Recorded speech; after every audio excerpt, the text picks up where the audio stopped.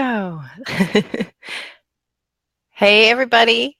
So this is very new for me and exciting for me to be on Facebook Live interviewing someone. Lauren, and in particular, to be here with Lauren. Lauren, do I need to? Ah, I think now you're showing. It's happening. It's working. And sorry, Woo! like looking down. What I'm going to do is while we're chatting, I'm going to Yeah. go to your Facebook page and then I'm going to Ooh, click share. And I'm going to awesome. share this with my other pages. So share on, it says, lets me share on a page I manage. So I'm going to go ahead and do that. And then actually I can share it on my own Facebook page too, just to make sure everybody can see it, see what's going on while we're chatting. Awesome. And Lauren, like, where do I go? Now I'm looking at it on Facebook. If I want to share, if I want to share this link with another page that I have, Mm-hmm. how do I do that? You can go to your um, open a different tab and go to your Okay. Facebook page Mm-hmm. and then click the share button on this broadcast. It's so meta. It's like you're clicking on something that's happening right now. Share to a page. Okay. Mm-hmm. Yeah. Let's Perfect. see. Share in a group, share on a page. There's a lot of different options. Perfect. Good. So part of like we're being really transparent here about what I don't know. Part of what we're doing here is that Lauren, when you were on my podcast, you offered generously to come on and do a Facebook Live with me to kind of hold my hand and, walk through all this stuff with me, both the nervousness of getting on Facebook Live and then also just the technical stuff of like, I'm not going to know what to do. I'm not going to know how to share things. So we're kind of just showing you the whole process. Totally. And we're using BeLive.tv, which is like kind of a new thing. Actually, for both of us, I've used it a few times before, but it allows us to kind of look a little more professional with little graphics underneath and everything. So there's like a second learning curve on top of just Facebook Live. Yeah. Yeah. And as I was telling people that I was doing this, they were like, oh, you can do that on Facebook Live? Like you can actually do an interview. So yes, it's Yes, exciting. you can. Yeah. Yeah. And the other thing I wanted to do was I've been really thinking a lot about you, Lauren, and thinking about how like our conversation on the podcast interview has left me thinking about a bunch of stuff recently. For those of you who aren't in the area with us or don't know about it, there have been these really terrible fires in Northern California, north of where we are, and I've been kind of watching you respond to that, and and then I also have noticed like how when we talked on the episode, you were talking about how you've really made a decision to put yourself out there as you're starting your podcast, to put yourself out there as you. And it's been making me think about like, how do you walk that line between professional you, personal you, being Lauren at all times? What are your thoughts about that? Yeah. So, I mean, one way is that I've always kind of known that Facebook is something that could potentially be seen by anyone. So the Mm-hmm. way that I approach my private Facebook wall is kind of similar to Mm-hmm. how I would approach a public Facebook wall. I mean, I do post more stuff about myself and my opinions there because I want to have discussion among the people that I've chosen to be in my life. On my public page, I just started a public Lauren Selfridge page on Facebook, and it's sort of like, what do I want to share there? What do I want to put there? And I kind of see myself having more responsibility there Mm. to be using my publicness for good.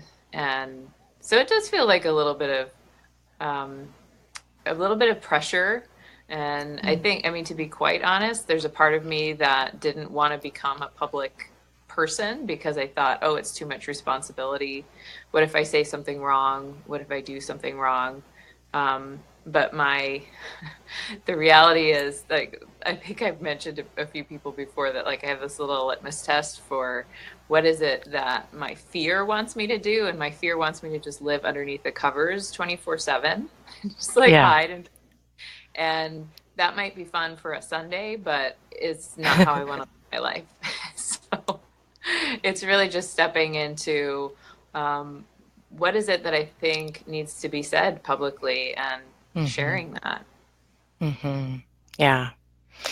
And it seems like one of your superpowers is being someone who brings people together. And so you kind of can't do that without coming forward a bit, right? Like your reach is limited if you can't come forward.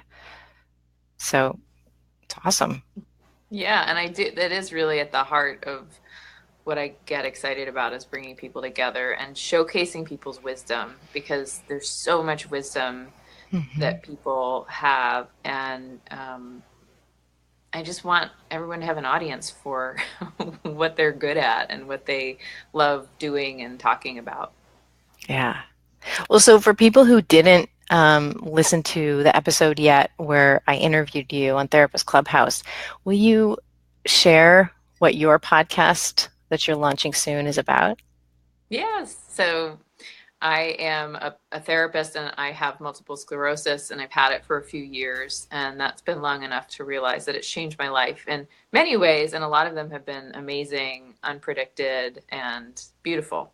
And Hmm. so over time, I've started to talk to more people who have chronic illness and other health challenges and disabilities and injuries and things like that, and have realized that we're all incredible people. And there's some really wonderful things that we can talk about together about our personal development and our spiritual development and how we're living with this and how it's changed our lives. And so I'm starting a podcast called This Is Not What I Ordered. And it's about the fact that we're really not in charge of so much of what happens with our bodies. That can bring up a lot of stuff for us, and we all deal with it in different ways. So the podcast is, you can visit thisisnotwhatiordered.com. There's a Facebook group for it.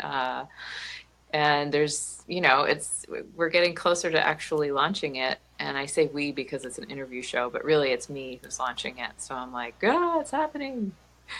It's exciting. It is exciting. Do you have a timeline or are you playing it by ear to see when it's ready? So my timeline is fall 2017, and it is fall 2017. So my hope was to have it launched in November. And so what's happening right now is I'm sort of at a kind of crucial decision making point about when it's actually going to come out. And it's either going to be November or January 2018. And I'm going to make a public announcement about when pretty soon in the next few weeks. Um, but either way, it'll be out in a few months at the latest. Cool. Yeah. How many episodes are you? I'm getting into the like nitty gritty and geeking out for a minute, just as a podcaster. How many episodes are you going to record before you launch? 4. Nice. Yeah. And actually, I will share for the first time publicly that the first episode is going to be an interview between me and one of my dearest friends who has been with me since the beginning, and she's going to be interviewing me. So Oh, I'm awesome. excited about that because she's literally been there since the day I was diagnosed, and I just love her, and she's a therapist as well. And so, yeah, so we're going to be doing that one together live, like not live, but we're both going to be in the same room recording. Okay. Exciting. Mm-hmm. Yeah. Yeah. So, how have you given her kind of free reign of what she wants to ask you, or have you decided what you feel comfortable talking about in that interview? So this is one of the things I love about podcasts is that unless they're live, you can go back and edit stuff. feel like I don't have a lot of concerns about Yeah. how the conversation goes. We've chatted a little bit about some of her ideas, which already are amazing, and I love how she thinks about all of these topics. And um, I'm also going to share with her some of the questions I'm going to be asking the guests, so that then she can pick some that she might not have thought of. Hmm. But really, it's just going to be us chatting. Hmm. That's awesome. I just actually, a couple days ago, asked my sister to interview me for my podcast. Really? Yeah, Wow. because she's like my best friend. We live in the same house, different floors, but we live in the same house and just super close. And I knew I would feel really comfortable talking to her. And so instead of doing a solo episode, where I just talk about the things I was planning on talking about, I realized I would enjoy it so much more if it was a conversation. So, and it was fun. It That's was really really fun cool. to do. Yeah. So you've already recorded it, Yep. and when does it come out? It comes out in about a month, I believe. Yeah. So I'm always about a month or so, sometimes more ahead, Yeah. so that there's time to edit and relax. Yes, that brings me a lot of peace when I think about being ahead of the game for releasing these episodes. Yeah. Well, I'm curious about what your process was for deciding how much or how little you wanted to share about your personal self. Yeah. I feel pretty open about sharing things about myself. For this, I had to give her the questions partly because she's not a therapist. She's not a therapist in private practice. And she's not a podcaster. So she knows a lot about me, but she doesn't really know very much about my business. And so I gave her the questions that I wanted her to ask. And I said, feel free to ask me any follow ups that you want to. But when we finished, she was like, wow, I really understand so much more what you do. Oh, So that was cool. that's really sweet. Yeah. And it's Yeah. also sweet that you chose her to be the one to interview you. Yeah, and it might be neat, like if I were to do it once a year or so, to choose a therapist friend who I'm really close to and see what kind of different things come out. This episode was all about the podcast itself. So it was about like, why am I doing this? How is it going? How do I do it? All that kind of stuff. That's Yeah. so cool. Yeah. So you also, I wanted to ask you about your telethon. Yes. That was so fun. Yeah. So, and you kind of invented this idea of doing it this way. Kind of, kind of. Yeah. Um, Growing up, like I used to see the PBS telethons where it's like, call in now and you get an umbrella and a tote bag and, you know, we're going to be singing for the next hour. And it just was very sweet. And Yeah. I always felt connected to the community when I watched those.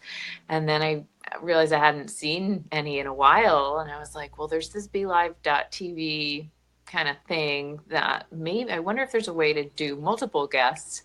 And so I found out that there is what's called the talk show mode of Be Live, and you can have up to 10 different people in the quote unquote waiting room waiting to be showcased as live. Oh. And so I just sent a message out to my Facebook friends and said, who wants to help be part of a telethon? And I got a bunch of responses from amazing people. And not even everybody who wants to do it has been showcased yet. So there will definitely be more telethons. But we had 6 sets of 15 minutes each with a little 5 minute in between kind of question answer and little like, here's the URL to donate. Um, we were raising money for the production of the first season of This Is Not What I Ordered, including the graphic design and the music and the, ads and promos online and the editing and all of that. So that night we raised several $100s, which was really exciting. And the cool Mm. part about it was that in addition to people performing, we had live messages coming in for people that I could showcase on the screen. And it was very interactive. And my brother was one of the performers. And I had this beautiful moment of gratitude in the middle of it where I was like, Aw. oh my, like my brother's performing right now and my friends and family are watching, and this is such a blessing, and I just felt full of love. So in addition to raising money, it just built a lot of momentum in my heart, Yes. and I think in a lot of people's hearts, to get excited about this project. Yeah, I love how you've been doing that all along, kind of building momentum and really letting people in. And Yeah. speaking of letting people in, I don't think I've shared this live correctly. I don't think I've made it show up on my business page. So I want to see if I can fix that. Yes, that's important. We want everybody to see it. Yeah, because I've got a lot of therapist friends on my personal page where I'm doing this, but let's see. I'm going to try it again. Share it to a page. Say something about this. Cool. Live now. Okay. I'm posting. And on your Let's end, see are if you this works. seeing like people's comments or anything coming in below your Be Live screen? I'm not, which is surprising me because every time I've done a live before, which has just been a few times, I've had a lot of people jumping on and commenting. Oh, Hmm. there was somebody, just as we said that. That's cool. Wow. That was fast. Isn't that interesting? Um, So like it's working on, it looks on my page. I'm just checking because I want to make sure. yeah, Yeah. yeah. Look, I see me and you talking. That's so weird. It's like But like a few seconds behind, right? like Inception. Yeah. So another thing that came up that I wanted to get to talk to you about was I actually got a comment from my oh good. Hi Annie, I can see and hear you. I love that. Hi Alexis. Um, Hi, Tisha. I got a comment from my mom who sometimes listens to the episodes and sometimes doesn't. She's an awesome person, and she's in her early 70s. And she said this was really a powerful episode, and that it so much of what you talked about really translated to her about aging, Mm, and mhm. so then that leads to really interesting conversations. But have you ever heard that before? Yeah, Yeah. and actually, before I ever had a disability, I was at a Buddhist meditation retreat for 5 days about illness, aging, and the body. And it was all wrapped up in one category. And I wasn't even that interested in the topic. I just wanted to go on a retreat. But what I really took away from it was I and my body is going to do stuff that I am Mm, not necessarily aware of or prepared for, that's out of my control. And this is one of the deepest spiritual teachings I'll ever get in my life. And I kind of was like, mm, okay, that's going to happen at some point. We'll see. I didn't think it would happen for a while, but it is so real, and it's so, mm, um, there's just no getting away from your body. mhm, It ages, it gets sick, it heals, and that's why I'm so moved by this mm. concept of seeing it as a spiritual path or a personal growth path. And I Yeah. think it's really cool that your mom resonated with it, because I forget about aging all the time. I Mm, forget because I'm not thinking about it that much for myself, but it's, we do have issues with our bodies come up the older we get. mhm. Yeah. And yeah, one thing that I was saying to my mom when we were talking about it is like it's really easy to forget that certain kinds of health are temporary for all of us. Yeah. And yeah. Yes, I remember when my first master's degree is in social justice education. I went to Mm, UMass Amherst, and I had an amazing professor, a lot of amazing professors, but one in particular, Dr. Barbara Love, and she would announce we would often talk about our different identities, and she would always use the term temporarily whenever she said able bodied. Ooh, yeah, And I think there's a way that people might say, well, that's a negative way to look at it, but it's actually just a really honest way to look at it. yeah. Um, we have stuff like even anybody who has an eyeglass prescription or anyone who has Hmm. menstrual cramps. I mean, these are all things that show up for our bodies that we don't always see as being an issue, but it's just probably because we got used to it. Hmm. And our bodies are changing all the time. So to say temporarily able-bodied, I think is a really honest thing. Yeah. It's just absolutely true for all of us. Yeah. Yeah. There was something that somebody wrote in the comments on the episode that we did together, and I was Mm. wondering if it'd be okay if I read it out loud. Please. Yeah. So this is from Maisha Florence, and she said some really cool stuff, but in particular, I wanted to read something here. She said, as odd as it may sound, I am grateful for the process my health issues have taken and continue to take me through. Not only has it strengthened me as a person, but it has also empowered me as a clinician and given an efficacy to my interventions. What I'm saying is how I am has informed who I am in many ways. I am no longer fearful or ashamed of that. And I was like, I read it and I was like, wow, that's amazing. Yeah. What a cool, honest thing to say. Yeah. Not everybody says I'm grateful for the gifts of these Mm. challenges, but this person is saying, yeah, like it's actually impacted my work in positive ways and helped me to show up even more.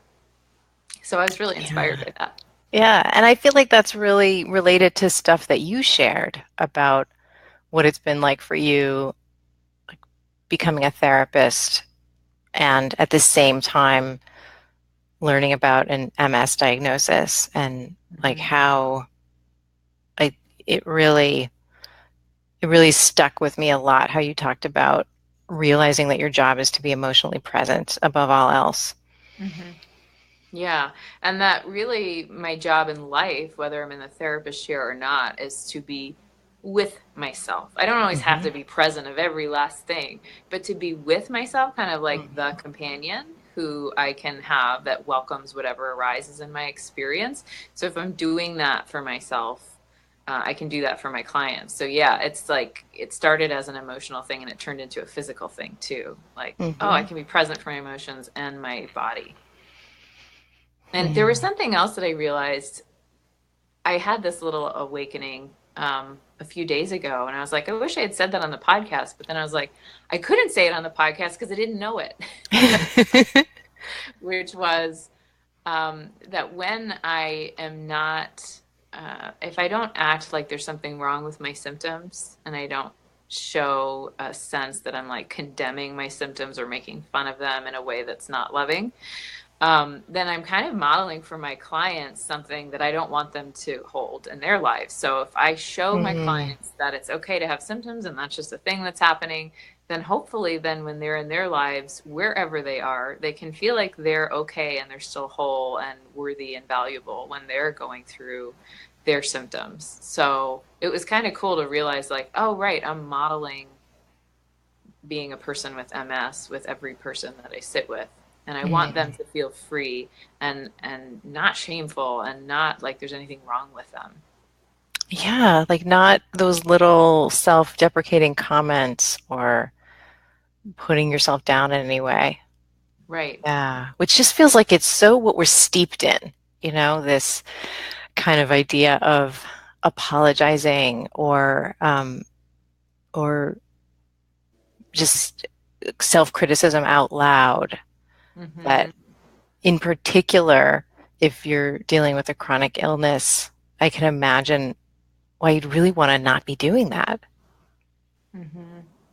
Yeah, I mean, it really, and different cultural, different families use humor in different ways and different Hmm. like groups.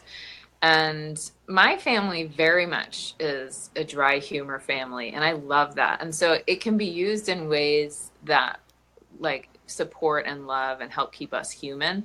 Yeah. And there's always a line with humor, Yeah. that if I'm using humor to put myself down, or if I'm using humor to make other people around me comfortable about my stuff, Mm-hmm.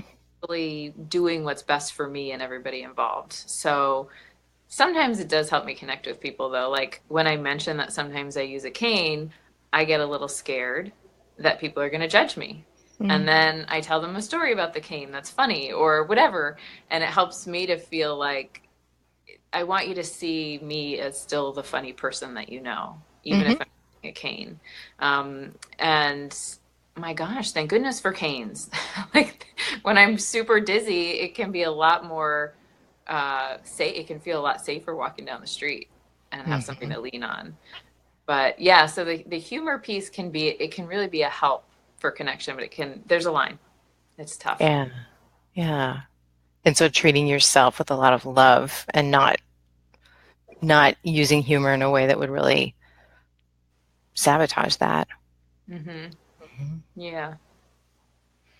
Something else I'm wanting to know about. We talked in our episode about how you kind of manage symptoms and take care of yourself and how you're transparent in therapy sessions. And I was thinking about like what about as a business person? Like you're in the middle of this thing that takes so much energy and can sort of like take over one's life of like launching a big thing. Hmm.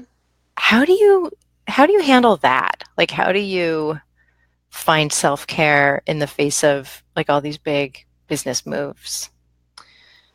Well, one of the ways is that I'm part of a group with Allison Pereira and Tiffany McLean, and it's a mastermind group of, there's actually 12 of us total, and we've split off into two groups of six.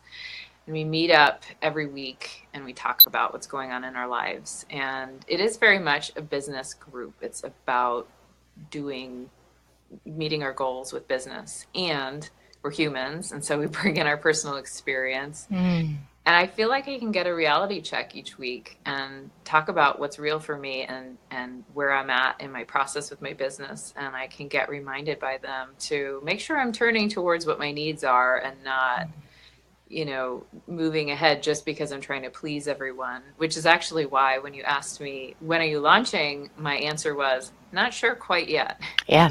Launching. But there have been some things that have come up in my personal life that have shifted the timeline.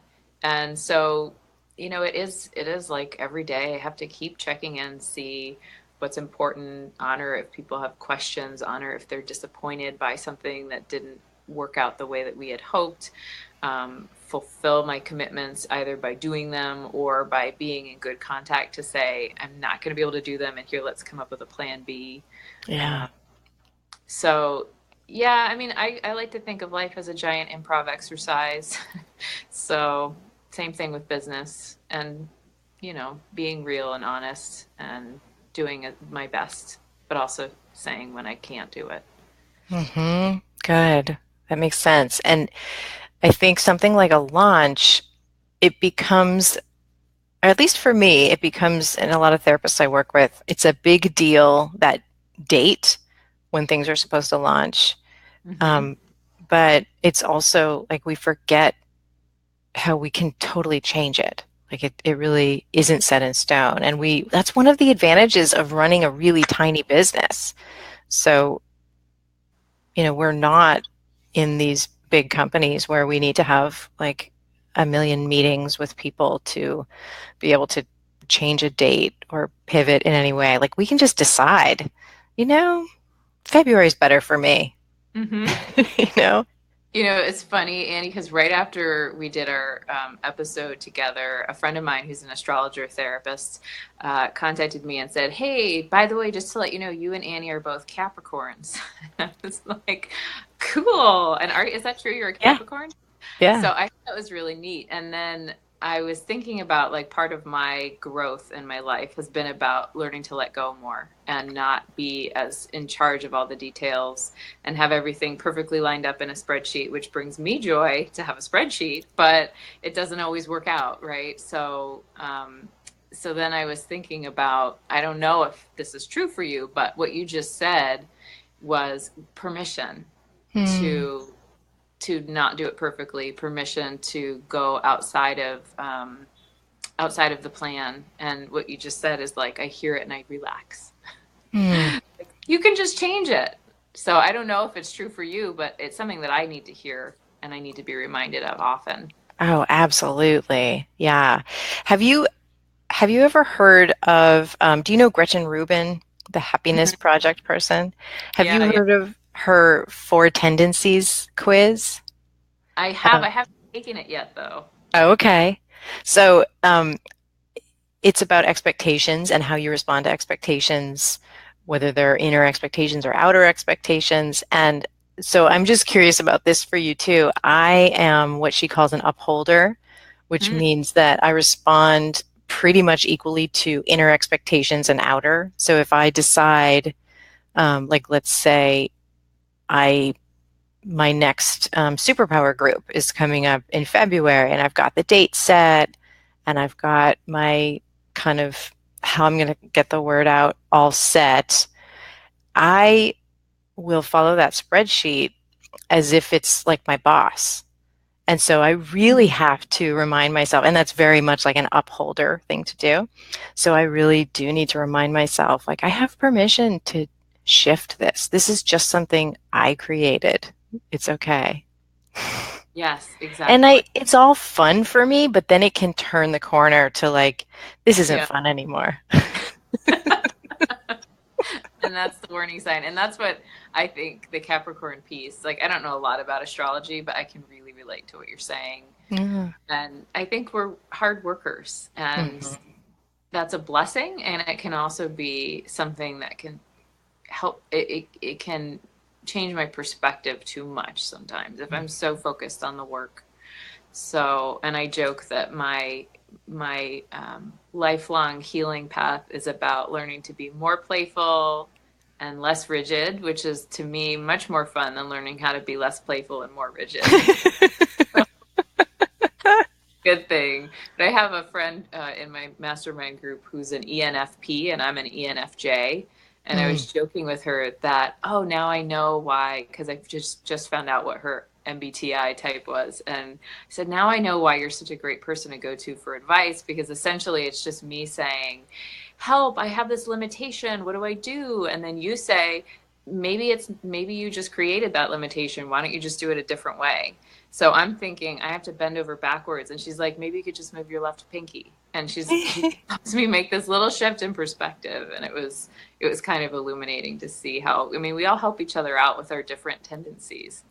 Yes, absolutely. I'm an INFJ, so Oh, yeah. cool. Yeah. Oh, wow. Before we have to go, I wanted to ask you one more thing. You had, and I want to really encourage people who are listening to ask Lauren questions.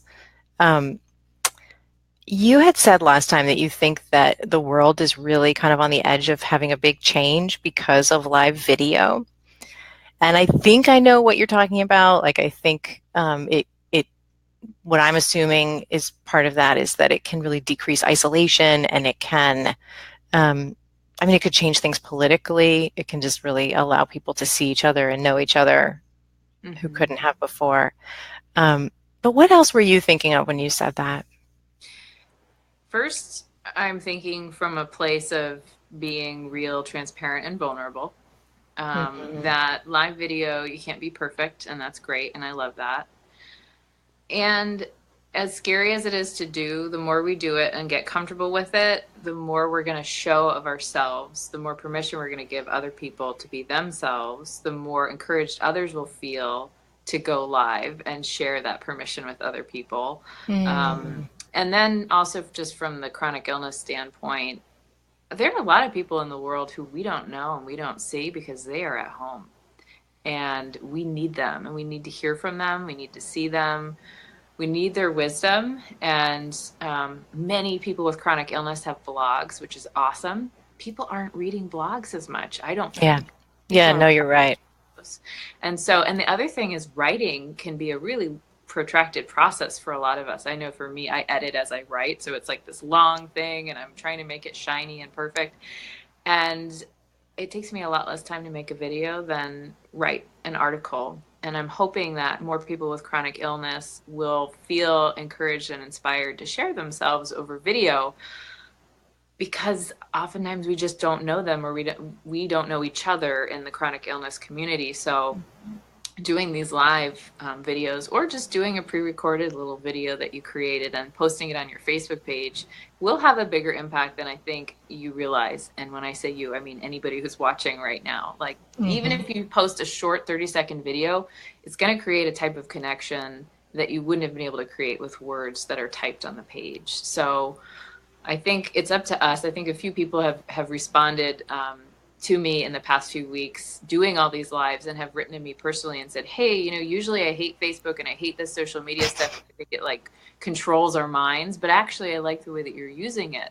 And I Mm-hmm. and I noticed that my response to them is the same for each person, which is like, it's up to us. It's up to us to make social media something that's valuable, worthwhile, and connecting, and that's not an isolating, judging place.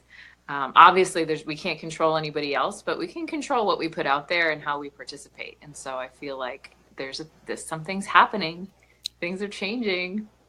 Yeah. Okay, awesome. Yeah, and it's like it's just a tool. We get to decide how we're using it. Mm-hmm. Totally. Mm-hmm. Yeah. And I think it's really cool that you're doing these lives, and you really did hold to your commitment, and you did a live that day that we recorded. I sure did. I gotta say, um, I'm glad I did it, but I wouldn't recommend to people um, doing a live about doing a live the first time you do one, because it just it just was so freaking awkward for me. But I mean, I'm just so glad I did it, because it was it was just like breaking that seal and Yeah. And doing it. Annie, you're so put together that maybe it's awesome that we get to see you awkward, because we can all Yeah. say, I've been there, I've done that, I know what it feels like. So it's actually a gift that you gave us. Oh, thank you. Yeah, The no, gift. I'm super awkward. Anybody who is my friend can attest to that. I you put at the end of each episode some little awkward moment from the episode. Yeah. Yeah. All right. So anything that you want to say, anything you want us to know about before we have to say goodbye, Lauren? That's a good question. So before we say goodbye, I'll just say I've been so appreciative of you and of all the people who have reached out to me after the podcast. And I would want to encourage anyone who feels like they want to connect with me or with you, because I know you're available too, to reach out to us. Because I think sometimes we see people doing videos and we think we know them, but that they're too busy for us. um, I would say, like, reach out, because I would really love to hear from more people and connect with more people and see how I can support you in your life, and we can collaborate or whatever. There have been a few folks who have reached out, and I know that for me, I've often told myself that people are too busy and haven't reached out. And actually, that's how you and I connected, is we connected over Facebook. That was how Yeah. we met, kind of. And so Facebook's a good tool for that. So reach out and say hi. Oh, I love that. Yes, thank you, Lauren. Yeah, and it absolutely makes our day when someone contacts us. Yeah. And Mm-hmm. says like, "All right, that that one thing you said really helped me." Or like feel free to say like, "I really wish you would talk about such and such." Mm-hmm. I'm Yeah, really open to that too. totally. Yeah. We need each other. Yes. We're not meant to do it alone. So Right. thank you so much for this fun extra chat. Thanks, Lauren. And thanks, you guys who are listening and watching, and people who are in the future listening and watching. Yes, we're talking to people in the future right now. Ooh. Have a Okay. wonderful day. You too, Lauren. Thanks. Thanks. Bye. Bye bye.